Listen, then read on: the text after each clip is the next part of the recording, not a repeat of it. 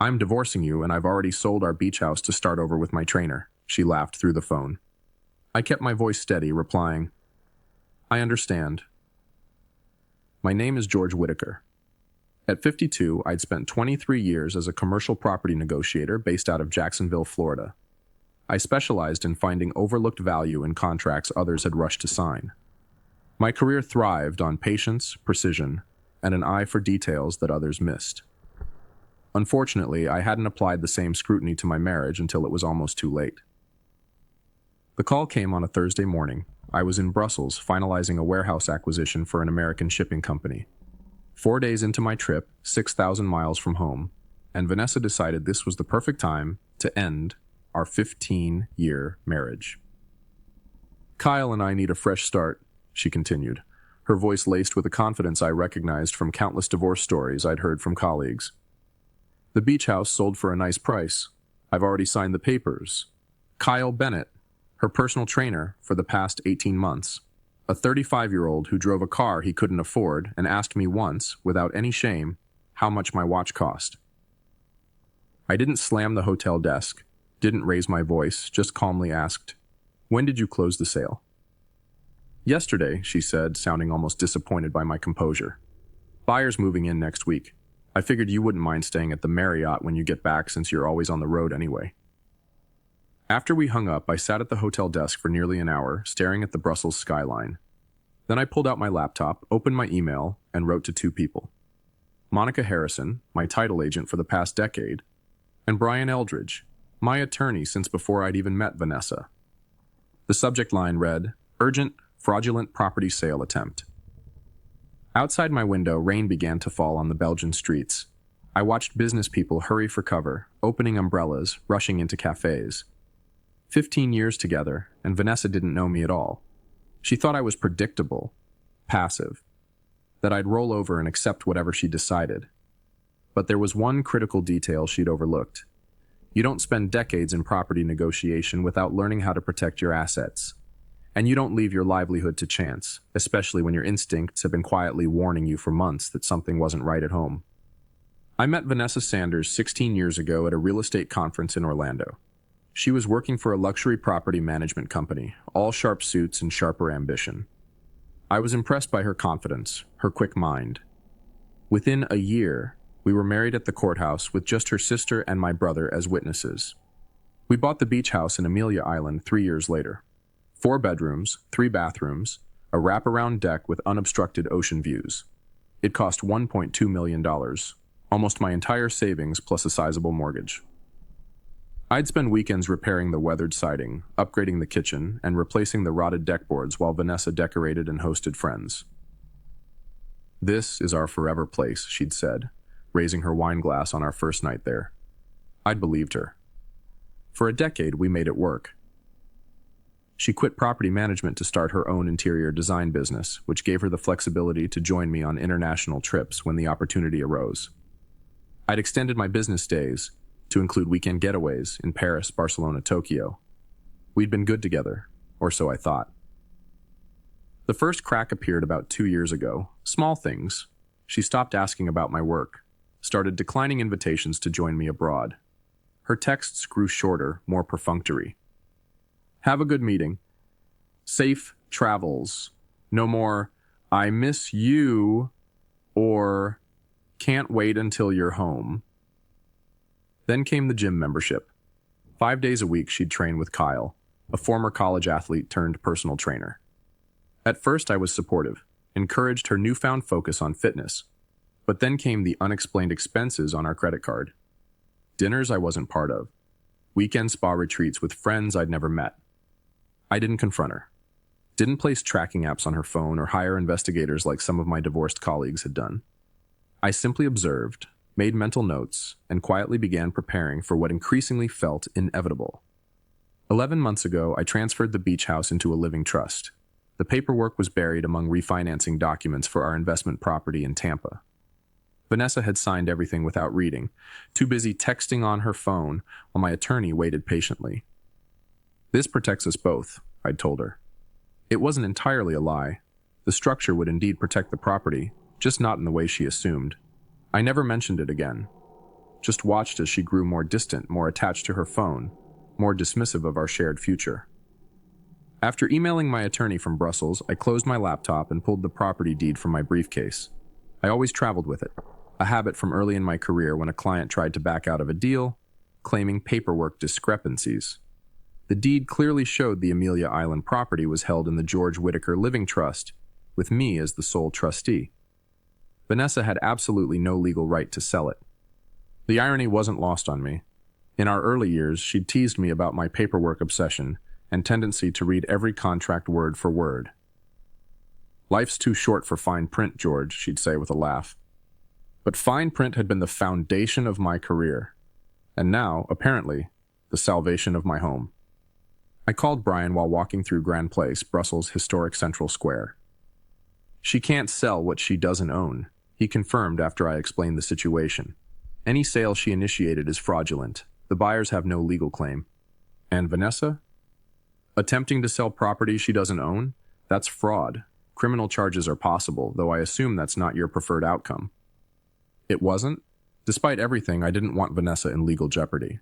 But I also couldn't let her take the house. "I've contacted the county recorder's office," Brian continued. "They've flagged any attempted transfers on the property. I'll also notify any local title companies. This sale won't go through, George." After we hung up, I didn't immediately return to my hotel. Instead, I found a small cafe and ordered a coffee. I sat there for nearly 2 hours, watching tourists and locals pass by, trying to understand how 15 years of marriage had dissolved into this moment. What struck me wasn't anger. It was clarity. The betrayal wasn't just about another man or selling our home without my knowledge. It was the casual cruelty of it, the laughter in her voice when she delivered the news. As if my pain was an amusing afterthought. As if our life together had meant nothing. I sent a brief text to the Brussels client explaining a family emergency required me to return home immediately. Then I booked the first available flight to Florida. On the 9-hour flight, I didn't watch movies or read reports. I just sat quietly, a strange calm settling over me. For years, I'd navigated complex property negotiations for others, always finding the pressure points that would give my clients leverage. Now I would use those same skills for myself. This wasn't about revenge, it was about justice, balance, setting things right. By the time the plane touched down in Jacksonville, my course was set. I wouldn't yell or plead or try to salvage what was clearly broken beyond repair. I would simply enforce the contract she'd signed but never bothered to read. In property matters, signatures always matter more than intentions. That was a lesson Vanessa was about to learn. I didn't tell Vanessa I was coming home early. I rented a car at the airport and drove the 40 minutes to Amelia Island in silence. It was just after noon on Saturday when I pulled into our driveway. A black Mercedes convertible I didn't recognize was parked in my usual spot. Kyle, I presumed. The front door was unlocked. I could hear laughter from the kitchen, Vanessa and a male voice discussing what sounded like renovation plans. "The wall between the living room and dining room should come down first," the man was saying. "Open concept is everything in beach properties." I set my suitcase down quietly and walked toward the voices. Vanessa was leaning against the kitchen island, wearing a sundress I'd never seen, a glass of champagne in her hand. Kyle stood behind her, his arm casually draped around her waist, pointing at something on a tablet. They both looked up as I entered. Vanessa's smile faltered for just a moment before recovering. "George," she said, surprise poorly concealed. "I didn't expect you back until Monday." "Clearly," I replied, glancing at Kyle, who at least had the decency to remove his arm from my wife's waist. "This is awkward," Kyle said with a nervous laugh. "I should probably go." "Actually," I countered, "I'd prefer if you stayed. This concerns you too, apparently." Vanessa's expression hardened. "We don't need to make this difficult, George. I've been unhappy for a long time. We both deserve a fresh start." I nodded calmly. "I agree completely, which is why I've already spoken to my attorney about the fraudulent property sale you attempted." The color drained from her face. "What are you talking about?" I placed my briefcase on the counter and retrieved the trust documents and property deed. "The beach house isn't yours to sell, Vanessa. It hasn't been for almost a year." Kyle looked confused. "You said the sale was final," he said to Vanessa. "It was," she insisted. but I could see the uncertainty creeping into her expression. Check the deed, I suggested. The property is owned by the George Whitaker Living Trust. You signed the transfer papers last May. Remember those refinancing documents you didn't bother to read? She snatched the papers from my hand, scanning them frantically. This isn't possible, she whispered. Not only is it possible, it's legally binding, I continued. The sale you initiated is null and void. The buyer has already been notified. Kyle's confidence visibly deflated. I'll wait in the car, he muttered, making a quick exit. Once we were alone, Vanessa's shock transformed into rage. You tricked me, she accused. No, I corrected her. I protected my assets, which is standard practice in my profession. You chose not to read what you were signing. That's not trickery. It's negligence. She tried a different approach, her voice softening. George, be reasonable. We can split the proceeds. There's no need for lawyers. Except there are already lawyers involved, I replied. Not just mine. The buyers are understandably upset about purchasing a property from someone who doesn't own it. They're considering their own legal options. You wouldn't, she whispered. I'm not doing anything, I clarified. I'm simply enforcing the legal ownership of the property. What happens next depends entirely on how you choose to proceed. Vanessa's face hardened again. She grabbed her phone from the counter. I'm calling my sister's lawyer. You won't get away with this. I didn't argue, just nodded and said, You should definitely consult an attorney. I'll be staying at the Hilton downtown tonight to give you space, but to be clear, this house is not being sold, and I'll be moving back in on Monday. As I turned to leave, she called after me, This isn't over, George. I glanced back at her, standing in the kitchen we'd renovated together, champagne still in hand. Actually, Vanessa, I think it is. Sunday morning, I met with Brian at his office. The space was quiet, empty of the usual paralegals and assistants who filled it during weekdays. Brian looked tired but determined as he spread several documents across his desk. There's more, he said without preamble. I had my investigator do some digging after your call. He pushed a folder toward me. Inside were bank statements, credit card receipts, and property records I'd never seen before. Vanessa's been busy, Brian continued. She opened a separate account last year, transferred about $170,000 from your joint savings. The amount hit me like a physical blow. That was the majority of our liquid emergency fund. There's also this, he added, sliding another document forward. Preliminary paperwork for a retail space in Savannah. Lease is in both her name and Kyle Bennett's. They're opening a fitness boutique, signed 3 months ago. I stared at the pages, trying to process what I was seeing. This wasn't an impulsive affair. This was calculated, planned. They'd been working toward this for months, maybe longer. The timing makes sense now, I said, more to myself than Brian. She wasn't just selling the house for a divorce settlement. She needed capital for this business. Brian nodded. And there's one more thing. The buyer for your beach house? It's a shell company. Guess who owns it? Kyle. His brother, Jason Bennett. They were trying to get the house at below market value through a fraudulent sale, then likely flip it for profit after you discovered the sale and were forced to negotiate. The pieces clicked into place with sickening clarity. This wasn't just Vanessa leaving me for another man. This was a deliberate financial scheme to extract maximum value before discarding our marriage. I felt something shift inside me. The calm acceptance I'd maintained since her phone call transformed into something colder, more focused. This wasn't just about protecting what was mine anymore. This was about accountability. What are my options? I asked. Brian leaned back in his chair.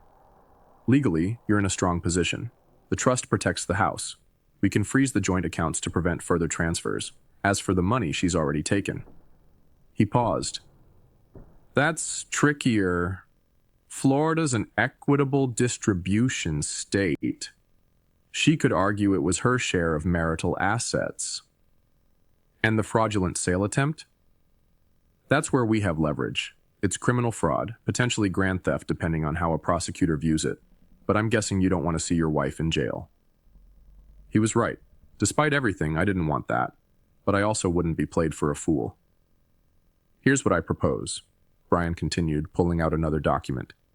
A divorce settlement that's fair but firm. She returns 60% of the transferred funds, waives any claim to the beach house. You waive any claim to her new business venture. Clean break, no criminal charges. I studied the draft agreement, weighing my options. And if she refuses? Brian's expression was grim. Then we pursue all available legal remedies, including potential criminal charges for the fraudulent property sale. But let's try the civilized approach first. As I left Brian's office, my phone buzzed with a text from Vanessa. My lawyer says you're bluffing. The house is joint property regardless of your trust trick. See you in court. I showed the message to Brian, who shook his head. She's getting bad advice. The trust documentation is solid. Send the settlement offer, I decided. But prepare for court. I don't think she'll take the reasonable path. I spent the rest of Sunday in my hotel room, reviewing financial records and property documents. With each page, each discovery of Vanessa's deception, my resolve strengthened. This wasn't just about a house anymore. It was about standing my ground against someone who thought they could simply take what I'd spent decades building.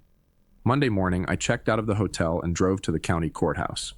Brian had filed the divorce petition first thing, along with an emergency motion to prevent any property transfers pending resolution of our case. By 10 a.m., it was official. Vanessa couldn't legally sell the house even if it hadn't already been protected by the trust. Next, I visited First Coast Bank and spoke with the branch manager, Thomas Parker, an old client from my early days in property negotiation. Within an hour, I'd separated my accounts from Vanessa's and secured my remaining assets.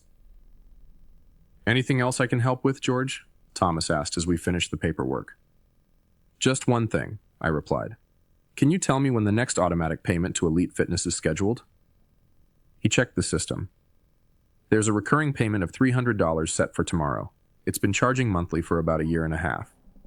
I nodded. Please cancel that. And any other automatic payments except utilities for the beach house. By noon, I'd updated my credit cards, notified my company's HR department about changes to my benefits, and spoken with our insurance agent. Methodically, I was untangling 15 years of financial entanglement. My phone buzzed repeatedly throughout the morning. Vanessa, then her sister, then a number I didn't recognize that I assumed was her lawyer. I let them all go to voicemail. Around 2 p.m., I drove to the beach house. Vanessa's car was gone, but the Mercedes still sat in the driveway. I used my key to enter, half expecting the locks to be changed, but they weren't. Kyle was in the living room, hurriedly packing a duffel bag. He froze when he saw me. I was just grabbing my things, he said quickly. I didn't respond, just stood in the doorway watching him. Look, man, he continued, growing visibly uncomfortable. This wasn't personal. Vanessa said the marriage was over long before I came along. Where is she? I asked. At her sister's. She's pretty upset. Said you were trying to ruin her. I almost laughed at the irony. Is that what she told you? That I'm the villain in this story? He shrugged, avoiding my gaze. She said you were controlling, that you trapped her in this town while you traveled the world. And the business you two were planning to open with money from selling my house? Was that my fault too? His eyes widened slightly, a confirmation that Brian's information was correct. That's what I thought, I said. You can tell Vanessa that her settlement offer is at Brian Eldridge's office. She has 48 hours to accept before we proceed to a contested divorce and potential fraud charges. Fraud? The fear in his voice was unmistakable. What are you talking about? Attempting to sell property she doesn't own, opening businesses with misappropriated funds. Take your pick. Kyle grabbed his bag and moved toward the door. I stepped aside to let him pass. One more thing, I called after him. The buyer, Jason Bennett. Your brother, right? Tell him if he wants to avoid being named as a co-conspirator in the fraud investigation, he should formally withdraw his offer on this property by close of business today. The look on Kyle's face confirmed everything. Within an hour, my phone rang. Brian with news that Jason Bennett had contacted the real estate agent to rescind his offer on the beach house. By evening, I'd changed the locks, deactivated the old security system, and installed a new one with cameras. I ordered delivery from the seafood restaurant Vanessa and I had frequented in happier times and ate on the deck overlooking the ocean. The waves rolled in steadily, unchanging despite the chaos of human lives. Tomorrow would bring more legal maneuvers, more angry calls, more untangling of the life we'd built. But tonight, sitting in the house that remained mine, I felt a quiet satisfaction. Not joy, the end of a marriage could never bring that, but the solid certainty that comes from standing your ground when someone tries to take what's yours. 3 weeks later, I sat across from Vanessa in Brian's conference room. Her attorney, a young man with an expensive suit and nervous eyes, shuffled papers while attempting to project confidence. Vanessa hadn't spoken directly to me since that day in the kitchen. She'd communicated only through increasingly desperate legal threats that Brian had systematically dismantled. Today was meant to be a pretrial hearing, but we all knew it wouldn't get that far. The evidence was too overwhelming. "Before we begin," Brian said calmly, "I'd like to submit these into evidence." He slid 3 documents across the table: the trust deed, bank records showing Vanessa's systematic withdrawal of funds, and a signed affidavit from Jason Bennett, admitting to the fraudulent property purchase scheme. Vanessa's lawyer quickly scanned the affidavit, his expression falling. He leaned over to whisper something in her ear. Her face remained rigid, but I could see the defeat in her eyes. "We're prepared to settle," her lawyer announced after their hushed conversation. Brian nodded. "Our terms are simple. Vanessa returns $100,000 of the misappropriated funds. She relinquishes all claims to the beach house and other properties held in the trust. George waives any right to her new business venture and agrees not to pursue criminal charges." "And if I refuse?" Vanessa asked, the first words she'd spoken all morning. "Then we present this evidence to the district attorney," Brian replied matter-of-factly. "Fraud over $100,000 carries serious penalties in Florida." Her lawyer placed a restraining hand on her arm. "We need to discuss this privately." They left the room for 17 minutes. When they returned, Vanessa wouldn't meet my eyes. "We accept the terms," her lawyer stated. I didn't speak, didn't gloat, just signed where Brian indicated and watched as Vanessa did the same, her signature as familiar to me as my own after 15 years of shared tax returns, Christmas cards, and anniversary notes. It was over. 6 months later, I stood on the deck of the beach house, coffee in hand, watching the sunrise over the Atlantic. The property looked different now. I'd renovated the kitchen, replaced the weather-beaten siding with something more durable, and installed hurricane windows throughout. The changes weren't just practical, they were symbolic, wiping away the old to make room for something new. I'd heard through mutual friends that Vanessa and Kyle had opened their fitness studio in Savannah, though on a smaller scale than originally planned. The business was struggling, apparently. I felt no satisfaction in that news, no joy in her difficulties, just a vague sadness for what might have been if different choices had been made. The divorce had finalized 3 months ago. Clean. Final. The settlement terms executed without further drama. Vanessa had returned the agreed-upon funds, which I'd promptly invested in a commercial property in downtown Jacksonville, a small office building with steady tenants and reliable income. My phone rang. Monica Harrison, my title agent.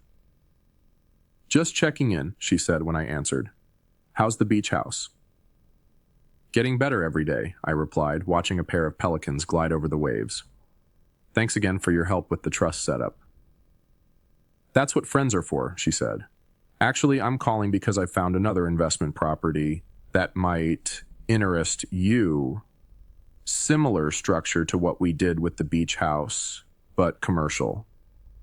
Good protection, steady income." "Send me the details," I said. "I'm interested." After we hung up, I continued watching the ocean. The waves rolled in, steady and predictable in their rhythm. There was comfort in that consistency, that natural order that couldn't be manipulated or stolen away. I finished my coffee and headed inside to get ready for work. The house was just a house, wood and glass and concrete. But it was mine, and sometimes that's enough.